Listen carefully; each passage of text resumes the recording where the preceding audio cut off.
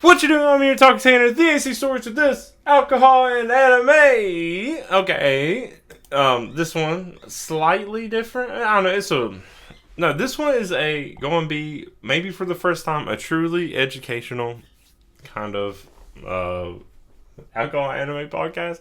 Educational in a way that I had to actually do some digging to realize where, like, what this movie's.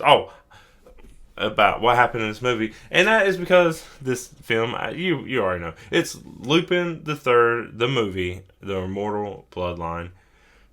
Yeah, out in theaters, and it's just. If you already follow me on social media, you know how much I love this movie.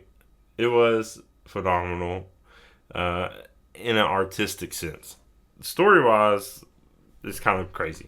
Well, but we're getting to all of that and why, because before recording, I was looking into if this was supposed to make sense, and it should have in a way. So, this is still alcohol anime. Because of how I watched this, I couldn't drink while watching it. I couldn't drink right after. This is actually the next day because I'll get to that in a second. Let me just introduce my alcohol. I don't really have anything prepared. I probably could have prepared something beforehand because I knew I was going to watch this movie. But all I have is a wine, a special wine. It's from Oliver Winery. It's an apple pie wine. It's actually pretty good. This is the second bottle I got because I liked it so much the first time. Really easy to drink. I don't think it's strong. 8.3%. It's pretty much juice. It's almost just like apple juice.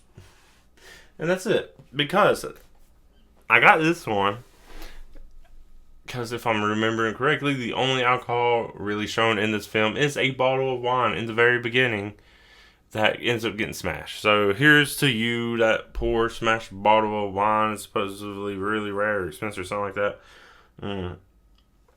So yeah, that's why I picked this. It's what I had. I didn't have time. I've been so busy, and I know I was going to watch this movie. I probably could have prepared something Lupin-esque beforehand, but I didn't. I don't know why. Anyways, okay. That's alcohol. Really quick with alcohol. I don't know how much I'm going to ramble with this, but there's so much to this film just before the film starts. I didn't realize that. I saw people, I don't know, I think it was more of the marketing than anything. People saying this is similar or what's in it, and everyone that said anything about this film was wrong. I was seeing stuff like it's just a rehash of the Lupin movie of the castle, and it's just.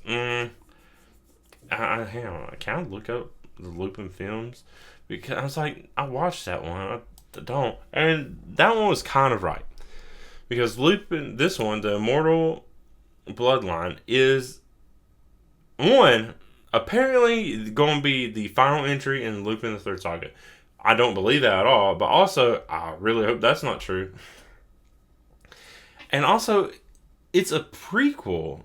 It apparently uses plot elements from the first movie, The Mystery of Mama, because it's a prequel to it, which I don't remember if I watched this or not.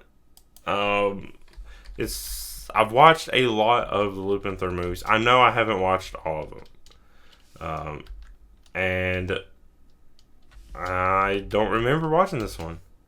But yeah, I've seen people just like, oh, it's just like rehash of the Castle Cagliostro, however you say that. It's like, I don't know. It's not. People, I think, are just mistaken, but there's a lot of films. And the other thing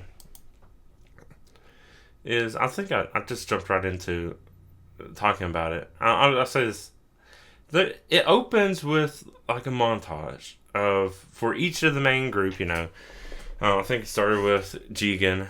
It's Jigen and a story about Jigen. And I was just like fighting some other gunman. Then Goemon fighting some kind of axe person.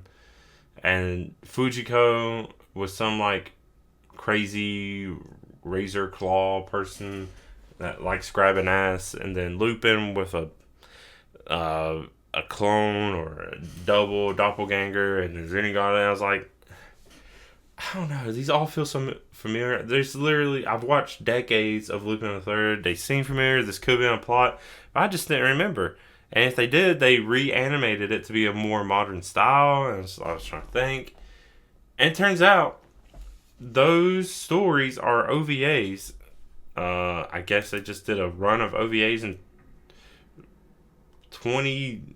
a few years, over the few years, and it's like I don't remember. I don't remember there ever being OVA. I miss OVAs a lot. I just don't really know when they're going to happen, so how am I supposed to know? But it happens in the same order they came out. So it started with Daisuke Jigen's Gravestone. Came out in 2014. Dang, actually, I don't know if I would have watched it. 2014. I think that was... Yeah, I don't know if I would have watching these OVAs. Because unless...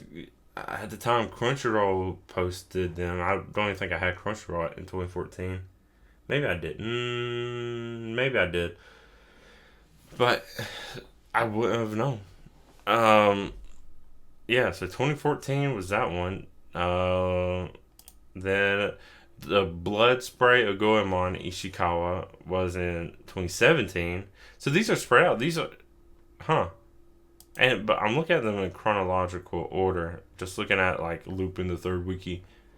And then Fujiko Mine's Law was May 31st, 2019. And then Zenigata and the Two Lupins was last year. Which I definitely didn't see if that came out last year. Oh. Huh. Wow. Okay. So... Yeah. I don't know. The poor Lupin the Third is just not kept up with that much. Wait, is this... It says it's an O&A. I don't remember what O&A means. Oh, Lupin the Third versus Ketsu. I watched that one. So yeah, I don't know. When all this happened, I'm missing these O&As, but apparently it kind of helps you know what's happening in this film if you already watched those. I just didn't realize that. Are these actual films? Is that what's up? And I somehow, because I watch a lot of them, I just somehow missed the ones that matter in this. Let me see. 50 minutes. Okay, yeah. So they're also short. They're about an hour long. What was this one? About 50 minutes. Jigen's Live Fujiko's about 50, and then looking at what is this? Prison of the Past. How do I not know these? How did these come out? Lupin the Third, The Woman Called. I'm pretty sure I watched that one. Prison of the Past. Whoever is in charge of like promoting Lupin the Third stuff, not doing a good job. I don't know who is the U.S. publisher. Let me look. Probably. I don't know. I know it's G Kids pretty much now, but what a shame that I didn't know about all those. And I try to keep up with anime news and stuff like that. I don't know, but yeah. But okay, so that's kind of like what you need to know before you go and watch the film. It's not really spoiler, but it's literally a montage of like these 4 different O&As, OVAs, whatever they're actually called. I bet they were real cool. I'm going to try to find them and watch them now, just to see what's up. And honestly, only Jigen's really matters. Probably if you watch these, Lupin's and Fujiko's don't matter at all. The axe person in Goemon shows up once, but the person in Jigen's is there pretty much throughout the film, which makes me wish I could watch it even more, but yeah, it's kind of important. Okay, so the reason I'm watching this as I am is because I'm watching it in theaters. But in theaters, at least in the U.S., or at least where I'm at in the U.S., it's only there for 3 days. And um, it's also only playing in a city about an hour. I think it was an hour and 15 minutes away, something like that. Hour and 30. The other thing is, the only time I had to watch it was literally right before I needed to pick people up from an airport. So I was like, I'm going to squeeze this movie in. The movie was like 7:05. That flight was supposed to land at 9. The movie is like about an hour and a half long, 93 minutes, or hour and 33 minutes long. I was like, I can do it. I found the airport was like 15 minutes away from the theater. I was like, I can do it. I've never been in this theater before. I picked it because it was so close to the airport. It was an okay theater. It had like a neon, old school vibe mixed with modern, whatever. It looks like something you would see in Riverdale. But yeah, theater was fun, kind of small, but really nice. More expensive than the ones I normally go to, but only a few bucks, but still. So I obviously couldn't drink because I was picking people up at airport. I'm pretty sure this theater had a bar. I didn't check that well because I knew I couldn't drink. But I don't know. If I could drink while watching this film, it would have been awesome. This is a great film to like be high to watch or drunk to watch, whatever. Out a little bit out of your mind, this movie would be just even more insane than it already is. But I didn't get to do that, so I also didn't get to even come right back home when it would have been late. So I just crashed at a different place, then went right to work, and then came back. So it's not been a whole day since I watched it, but it's, yeah. But now I have my wine. I could probably pick something up on the way back from work and just thought about what to drink, but I was like, there's wine in this film. I have wine at home. I know it's this wine that I got a while ago and forgot about, even though I really liked it, but I was going to save it, but then I don't want to save it anymore. And it's just good. But yeah, that's it for the alcohol. I think that's considered just the alcohol. And the watching experience.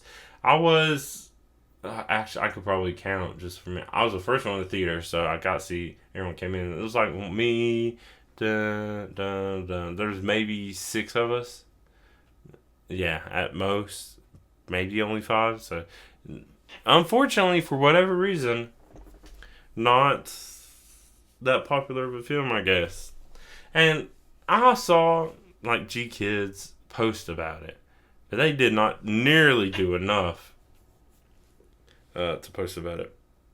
Also, okay, it's only in theaters for 3 days. I didn't see them really post much about it until late into the 3rd day. Maybe that morning. I just didn't see it until later. But it definitely wasn't, because I was going back to check posts because I was like, I don't want to talk about this. Let me go find their posts. And they just didn't have much. They're promoting some other whatever movie that I don't give a damn about.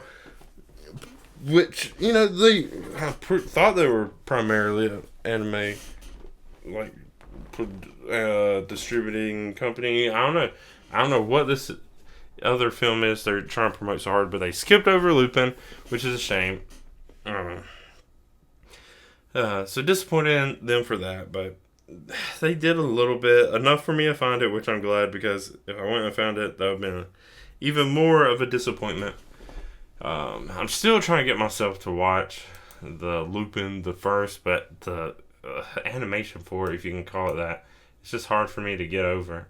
Eventually I'll go and watch it, but it just seems weird. I don't like the look of it, so I haven't done that. But this one, the look, it's so good. Aside from being really confused when it started and be like, I don't know, are these just examples of things going on? But apparently, I don't know if it was intentionally set up like this.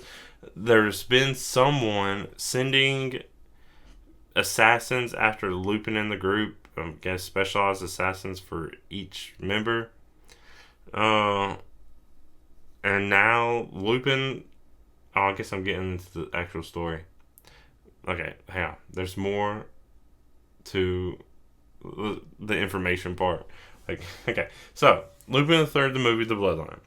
I'm sure there's a Japanese title. Yeah, there is, but I'm not reading. Okay. Released in 2015 in Japan. They really don't have much information on this at all. June 27th, 2025. Dang. That took them too long to localize it. Oh, I also watched it dubbed. And I didn't even look. It was the only time that was available to me anyway, so. But in the beginning, I was kind of like, dub. Like, it's okay. Lupin the Third doesn't have a bad English dub. I still prefer Japanese. But, yeah, they're actually okay. And then I forgot it was even dub and didn't care at all once the film took off. So let that just clue you in on how much I got engrossed into this film. Okay, so anyways, yeah. June 27th, 2025 in Japan. Coming out, what's the day? January 4th through 6th. Yeah. In the U.S. Only 3 days. That's a shame. I'm just going to still be disappointed. I'm going to go through. There's just not as much information. Of course, the ones I wish I had more information about is the ones they don't have that much. Okay, so. Because I want to give credit to everyone. Fujimi no Ketsuzoku. That's the Japanese title. Yes, okay, so it's directed by Takeshi Koike. Screenplay by Yuya Takahashi. Of course, the manga based on the manga by Monkey Punch, which came out so long ago. This is like a 60s manga. It's so long. And it's so cool. Wow. Lupin the Third begins serialization in weekly manga action in 1967. Wow. And the manga really didn't go on for that long. The original manga. And it's just lasted forever. Stuff like that kind of does. Whatever happened in the... Well, I know what happened in the 60s in a lot of places. There was just a lot of good stuff made that just lasted over time. Like Scooby-Doo. But anyways... Music by James Shimoji. Damn, James. I didn't expect someone that made such good music in this film to be named James. It doesn't even give me a way to look up who you are. I'm going to look up who James is. James Shimoji. James Shimoji. Alright. That's what's up. 60. Okay. Interesting. But yeah, the music was great. It fits so well. Oh, you did a lot of the music. Oh, you did the music for the other Lupin OVAs. Oh, interesting. Oh, that's kind of neat. Huh. Yeah. Okay. So yeah. I already has experience with Lupin. Let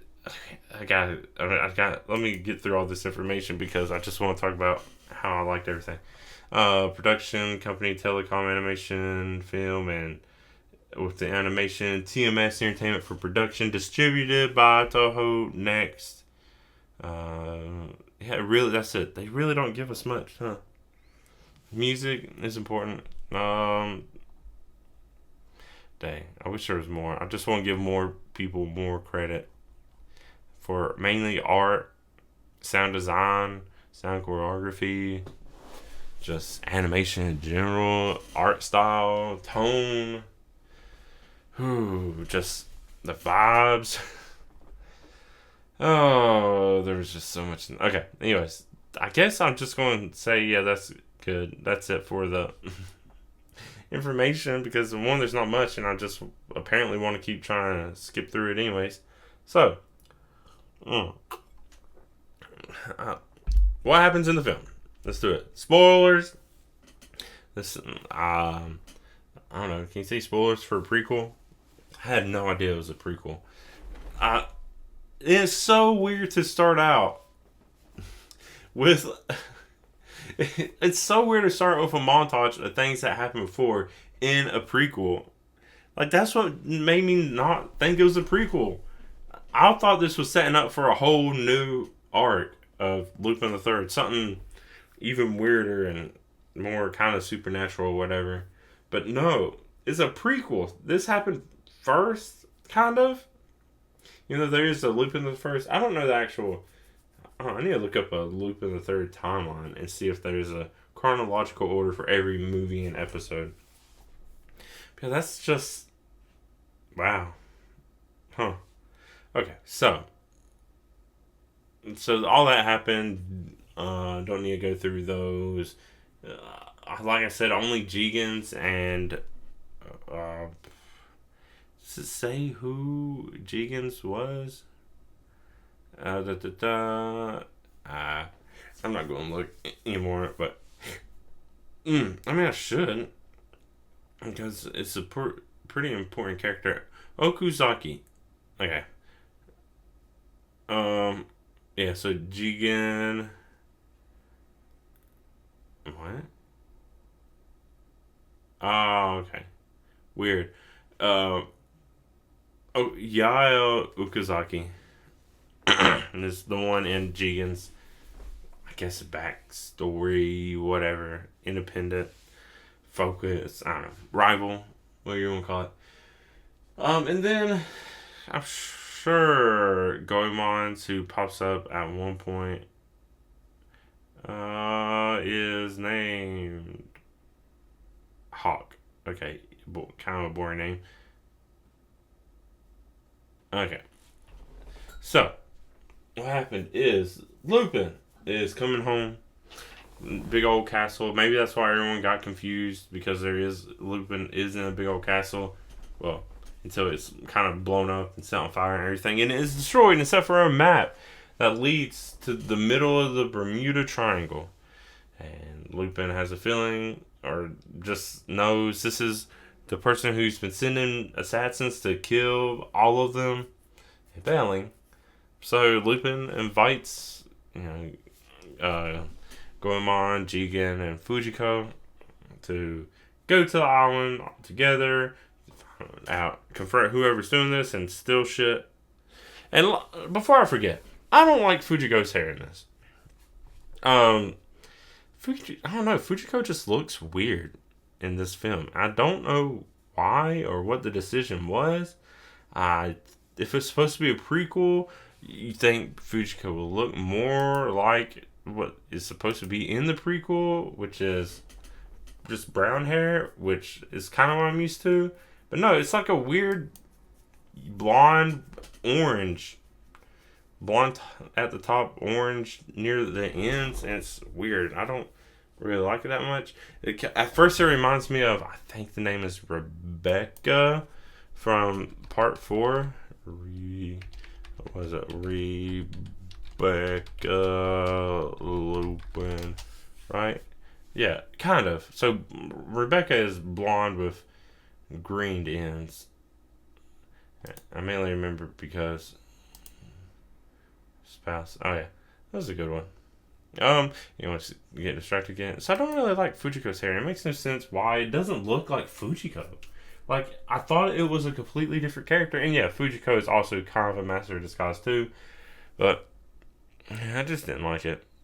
And looking at the Fujiko's live, or whatever the name is, it doesn't look like the Fujiko in that either. So I don't know. Yeah, this one is mainly just kind of more orangey hair. But still, I don't know. But they somehow make Fujiko useless and even more sexualized than usual in this one. Except for usually Fujiko uses it as a tool or whatever. This time they just really exploit Fujiko. Like in the opening, in that little montage, whoever that person is that Fujiko's fighting or having to deal with, not Bencam, straight up just grabbing Fujiko ass, and it's like, damn. And then that's it. So, but it's like, damn. That part was like, okay, cool. But then it's like, oh, okay. Because later on, Fujiko's naked for almost completely naked for most of it, covering up the bits that are expected to be covered, but it's just useless through most of this. No, all of it. I don't think Fujiko actually does anything useful. Just being used as like bait for the master kind, probably. But yeah, and it's so dumb. Okay, hang on, I'll get to that in a minute. Okay, so they're flying to the island. Of course, Zenigata has to follow. So Zenigata's chasing him in another plane. They kind of get in a little dogfight, but then they're sniped out of the air, or Lupin is sniped out of the air somehow, and then that Lupin's plane piece falls back and hits Zenigata, who also crash landing, and it's kind of just they're all make their escape except for Lupin, who just crashes into the island.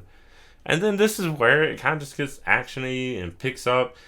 It's an hour and a half of just craziness and just shit happening.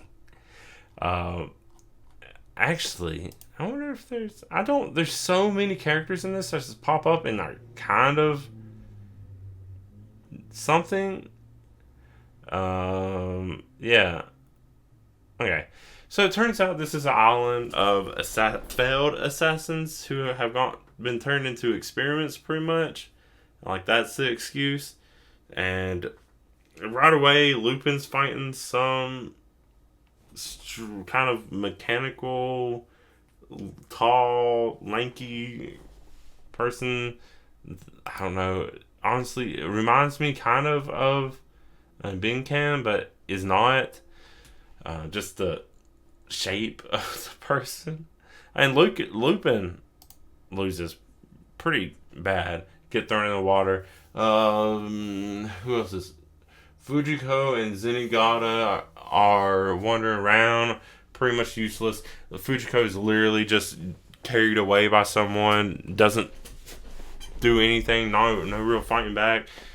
Zenigata's just beaten by a bunch of these like kind of mutant looking. They look still mostly human, but you get that like mutiny feel from them, like mutated feel, and they're just like goons or whatever. They just beat Zenigata and leave him there.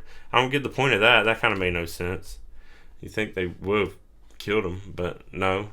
Fujiko is taken and is like being used as a bait / sacrifice.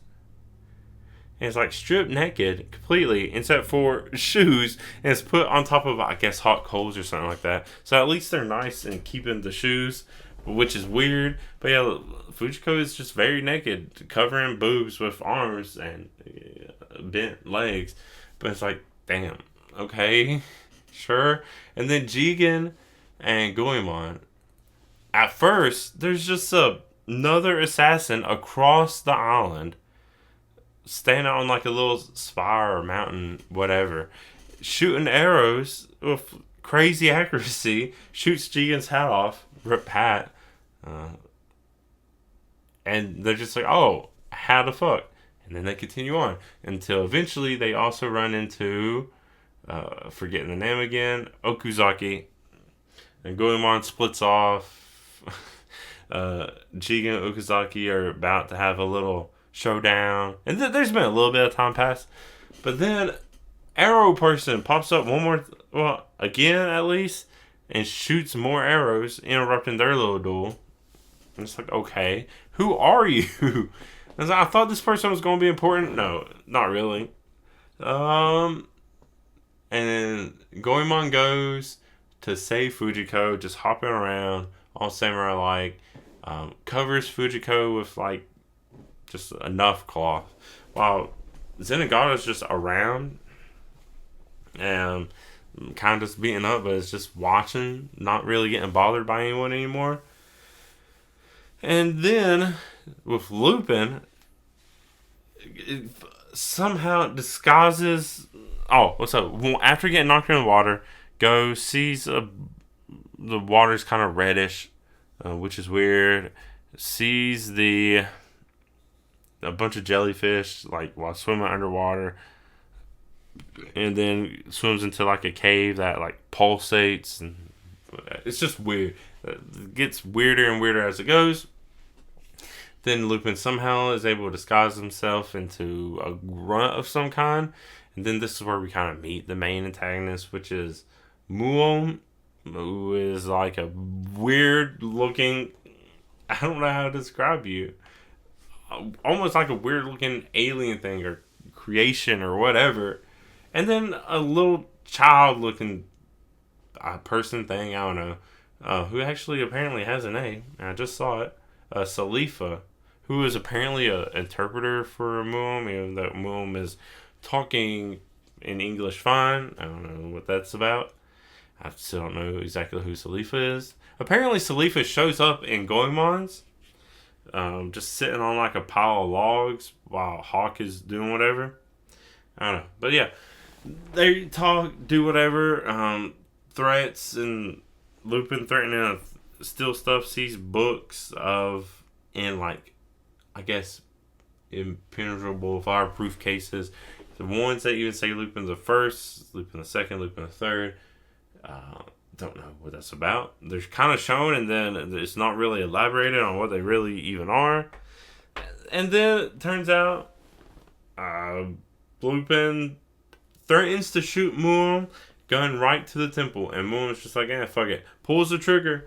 Muon dies, kind of, and then comes back alive. Now, the interpreter is important because Muon doesn't really say anything, just is sitting there eating weird little vegetation bulbs off some kind of plant, because apparently, even though Muon's such a great cook, is also a vegetarian. I don't know what that has to do with anything.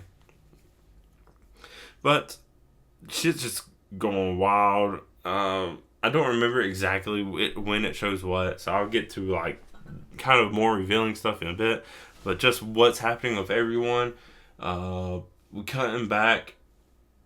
Goemon with Fujiko is trying to fight off all these little weak mutant things.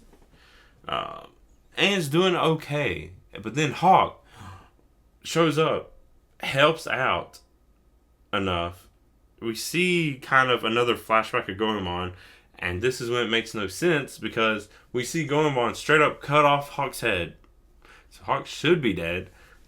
Seems to be back.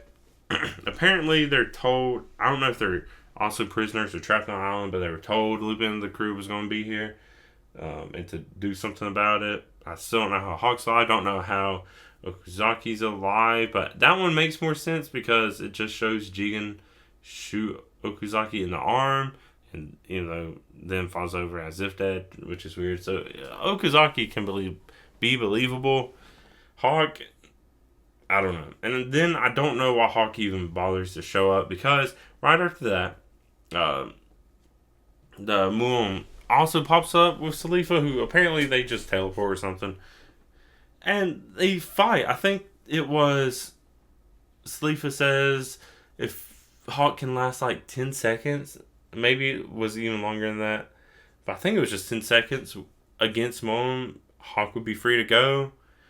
I think last 3, and then is thrown off a cliff or waterfall, assuming Hawk is dead, and we never see Hawk again. It was literally that one scene, that's it.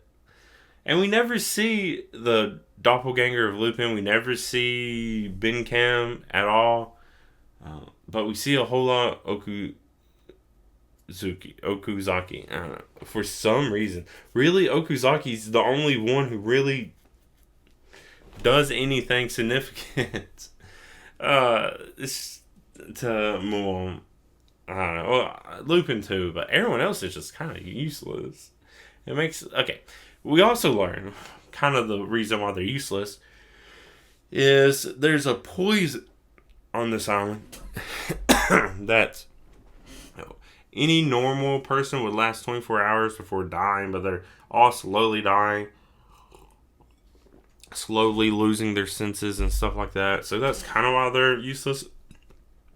But it doesn't seem to affect Okuzaki at all, at least from what I could tell. But yeah. So there's that fight. Then Goemon's trying to fight Muon, but it doesn't matter. Lupin. What happens after this? So Lupin catches up with everyone, And then I'm kind of blanking on what happens after that. Boom just disappears without really anything else. Yeah, but yeah, so they need to escape. Oh, I think I know what remember happened. So they need to escape, and Lupin leaves it to everyone else to find a way to escape. While Lupin has a plan, I guess, to fight Boom. And things don't go as expected. This seems like a really short movie. What I'm saying out loud, and I mean it is. It's an hour and a half, and there's credits and there's that beginning montage which took some time. So maybe this was, but when you're watching it feels longer. I don't know. So, let's see who to start with. I guess the rest of the group. Zenigata ends up going or falling after Lupin, so I'll go with the rest of the group for now. Oh no, I'll go back and forth. The rest of the group they're trying to find a way off. They find like a wrecked aircraft carrier with some planes and whatever, and they also see just in time for a bunch of the little mutant things to take boats and try to escape, which is weird. You think they would have already tried that before, but it's also like, okay, something's going to be up. Oh, I don't know where I can go. So, in between this, we kind of are seeing like some weird alien thing. And I'm pretty sure that's Momo from the first movie, if I'm thinking correctly. Because I don't remember the name from this film, but it would make sense if it's Momo. And talking to like some other big wigs of whatever, and they know about this island and how important it is, and they can't let Lupin destroy it or expose it or whatever. And Momo's assuring them it'll be fine, whatever. And then we get eventually at some point a little bit of backstory on who Muom is. And it turns out Muom was some kind of chimp or something that Momo found dead and gave immortality, either dying or dead, and gave immortality. And eventually Momo just kept evolving and getting smarter and also trying to look for immortality in different ways for others. And that's kind of where we're at now. So, island important, all that. The other group is not going so great. With Lupin, gets a bunch of gasoline and is planning on setting Muom on fire to keep from regenerating. And Zenigata finds a radio, tries to call for help. I didn't think the radio would work at all, but it did. It gets in contact with Interpol and says, "Oh, we can't do anything about the island. Pretty much anyone who goes there is supposed to die or something like that, or needs to be exterminated." I don't know. Apparently, being on this island is really bad, and Interpol apparently knows about it. So, not a lot of confidence in them, since it seems to be a bad place that they don't want to do anything about. Like, I think it said it was sacred or something like that, and people weren't allowed there, and if they do, that's why. I don't know, some kind of excuse. And then Zenigata's like, well, damn. Follows Lupin, who is getting chased or something by Momo.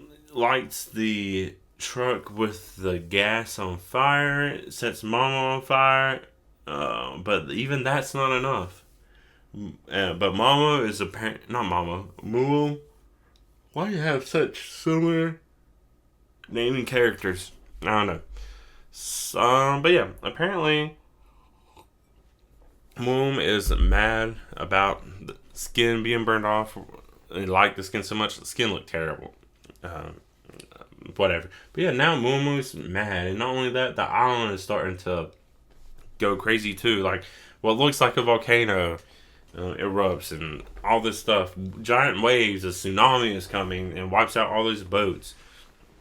So Lupin escapes that. I don't remember what Lupin's exact logic was, but it seems like Lupin is really starting to lose senses, wanders off. Zenigata tries to stop and help Lupin, but it's too late. Lupin, being disorientated, falls into the lava, and Zengon's like, "Oh no, you're dead." And then somehow Zengon is all the way back to the rest of the group. I don't know, just fast traveler, I guess. And at this point, everyone's trying to take over the boat too. The tsunami hit, they're fine, but now all these mutants and other just weirdos show up. There's one, the most remember one is like someone who likes cooking or doing whatever, I don't know, but has hands that heat up and is fighting Jigen and has no eyes and all this. And then another one is fighting Goemon, who has... Who is Goemon fighting? And it doesn't matter. Goemon wins pretty quickly. There's someone after Fujiko who has like an exploding spear. Oh! Goemon is fighting someone who has like... blades, like going... like long knives, but if they're on forearms, kind of similar to Hawk, but not really. Definitely doesn't live as long as Hawk. So eventually they all end up dying too.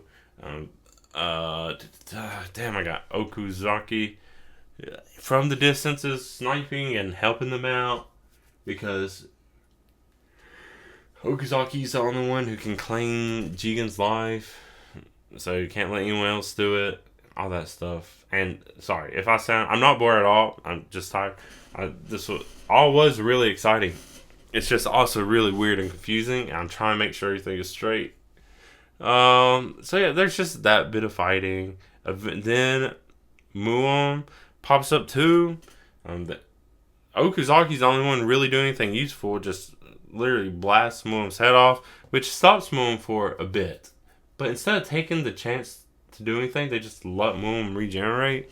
And they're like, okay, let's do our plan and do that again. But oh no, Muon's on guard now. You missed your chance. So then they fight. Fujiko's useless, just runs away. Fujiko's a pretty cool character most of the time. Yeah, betrays Lupin all the time, but as an individual character is a pretty cool, good character. This movie, Fujiko is useless. Literally only there for eye candy. And that's it. And not even Fujiko's best look. Fujiko looks weird in this film. I don't know. They just really were like, oh, let's just make Fujiko naked. And that's good enough. Nobody cares after that. And probably, I guess. So Fujiko runs off to not really do anything. Literally, it's like, oh, maybe some secret plan, something, whatever. No. Doesn't do anything. So they're fighting. And just when it seems like Muon's about to just destroy Jigen's head, just pauses. And this is when we cut back to Lupin, who is still alive. It turns out all that lava was actually just red water. Yeah, and if you're like me, you probably saw this coming because it was pretty obvious almost immediately. Pretty much as soon as you meet Mom, especially once you realize Mom can't die, you're immediately like, oh, Mom's dying. Like, that's it. And it is. Or it should be like Mom's invincible because of the island, or the island is alive and Mom's just part of it. There's obviously the island is alive, but it's also pretty clear Mom is the island itself. Apparently Mom just kept growing and growing with the immortality to become an island, and this is just some kind of physical manifestation to be equal size as humans, I guess, for Mom. I don't know. But, yeah. Lupin intentionally fell into this lava because it's actually, like, acts as blood veins. Lupin knew when the water was kind of reddish and weird, and then flowed into, like, the beating heart or the pulsing were, like, veins. The jellyfish was Lupin's theory that they're immortal jellyfish, and Moon is doing something with them to stay immortal. I don't think that ended up actually being it, because I'm pretty sure it's Momo being whatever Momo is that made Moon actually immortal. So that I still don't know if that theory holds up or not, but the immortal jellyfish were also just a lot bigger than they should have been. Yes, but they ended up not mattering. And then Lupin is trying to shoot the heart, but then something happens and Lupin loses his gun. And Lupin's like, I'm going to shoot it anyways, and does fake gun and goes, pow. It's like fucking cool. Lupin, hell yeah. But also reminds me of Cowboy Bebop a little bit. And then Salifa is there the whole time. I don't know what the fuck Salifa is. I think also just a manifestation of something. And then when you think nothing's going to happen, well, of course you know something's going to happen. Lupin wouldn't do that if nothing was going to happen. We cut back to Lupin right before when being collapsed, talking to Zenigata and being like, if anything happens to me, I need you to shoot this pile of the cliff or shoot the cliff of something. Oh, I forgot to mention, this island is full of military shit. Tanks, trucks, weapons, all kinds of stuff, along with assassins. And so once Lupin falls in, Zenigata's not suspicious at all why Lupin would say that and then immediately somehow dies. Anyways, and Zenigata does it. So, that delayed reaction, and then heart clog. Because someone didn't eat their Cheerios. I think that's the Cheerios thing. The cholesterol got too high or something like that. And I guess Moom just has a heart attack. And that's why Moom stops before smashing in Jigen's head. And I think that's pretty much it. As far as Moom's concerned. Yeah, everything burst. Somehow the island is just getting flooded. I don't know where all the blood water or whatever is coming from, but yeah, it's just flooding everything. Luckily, everyone's able to escape now, except for Okuzaki, who just disintegrates. Like, which is weird. Arm is left behind, so it's not like it was a figment of imagination. Yeah, Okuzaki just disintegrates. And it's some weird question of like, were these people even, or was Hawk real? No one else disintegrates. Like the archery person or the other weird mechanical thing that Lupin fights at first. They don't disintegrate once Moom dies. Yeah, so why did... I don't know. None of it makes sense. Were they figments of imagination? Was there something else going on? Some kind of magic or whatever? I mean, Hawk didn't matter at all. Everything is just crazy. Story-wise. But Jigen, Goemon find a plane or helicopter. Are able to fly away. Zenigata happened to land on a raft and is using that to fly away. Fujiko... You think one last thing to be sneaky? Nope. Goes back to where like that chamber Lupin was in with Moom, where all his books and everything was. It opens up even more, and I guess Momo has a thing for Fujiko. I don't know. It kind of explains it, but not really. But Fujiko goes here and finds out there's like multiple Salifas. I don't know if they're actual kids, clones, weird experiment things. Even Fujiko doesn't know, admits it. But then a giant staircase just opens up and Fujiko walks down it.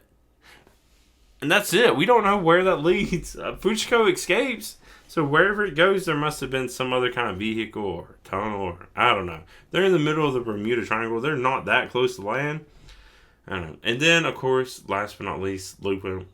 Somehow, Lupin gets to that same room after it's mostly flooded, grabs the 3 books of the 3 Lupin, and that's it. We don't see Lupin actually escape, but of course, I guess Lupin will find a way.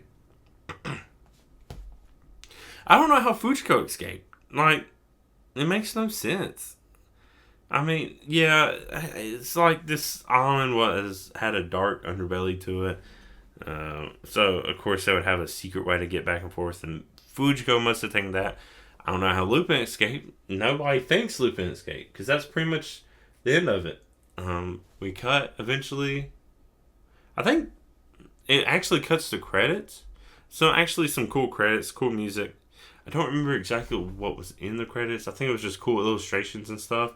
So it was fun. And then there's an after credit scene, or a mid credit scene, whatever you want to call it, of Lupin is dead. Maybe, probably, I don't know. Fujiko, Jigen, Goemon are under a tree watching Zenigata looking at Lupin's gravestone, but it's also destroyed. Then another officer comes up and tells Zenigata that Lupin's been captured, and Zenigata's like, okay, let's go. And then Fujiko's like, nah, what a waste of time. And I think that's probably where it picks up to go into the mystery of Mamo. I don't know if it's exactly like directly into it, but it ends with Jigen finding a pack of cigarettes right next to his head on a branch. And Jigen's, you paid back with interest. But I will say it's cool, the faith Jigen and, the main three have. When Zenigata tells them that Lupin's dead, they're like, nah. They're like, nah, Lupin's not dead. And it doesn't even feel like denial. Like, I think maybe it's trying to make it seem like it's just a little bit of denial. But no, they're just like, yeah, you don't really know Lupin then if you think Lupin's dead. And so they know. They're just there to, I guess, amuse themselves. Don't know how they knew Zenigata would be there. Maybe there was news that someone went and wrecked Lupin's gravestone. And that's why they were checking it out. But they were dressed like formally, like a funeral or whatever. But yeah, that's the film. It's crazy, honestly. The story is just insane. It makes no sense. I don't think it's supposed to make sense. It's supposed to be a fever dream kind of, because the island was full of like the toxin and poison. You could have been seeing things, but it really seemed like they were real. But yeah, it's just okay. This is what I think. I think they just want to make a super artistic, moody, like, film, and just use Lupin the Third as like an excuse, as just like a, I don't know, what you would call it, a catalyst kind of for this film. It's like, okay, well, we need a character, let's base off of Lupin the Third, but let's just make it super fucking. The art is great. It's just so visually stunning a lot of times, especially if, it's supposed to be like, I keep saying it, like a drug trip pretty much. Just all the colors, the nature, the creepy, weird villains and whatever. It all looks good. And not even just the art, just the like choreography of everything. When they're in the plane, I was getting a little bit of motion sickness because it's just slight, but like the plane just seems so naturally to be rocking a little bit. And then you hear the wind. Whoever did folio for this film, holy shit, it was great. The wind, like all the walking, all the sounds. And then the music is always cool. And I already said music by Jane Shimoji, phenomenal. It fits so well in like what is Lupin. I wish I had a soundtrack, or at least a list of a soundtrack.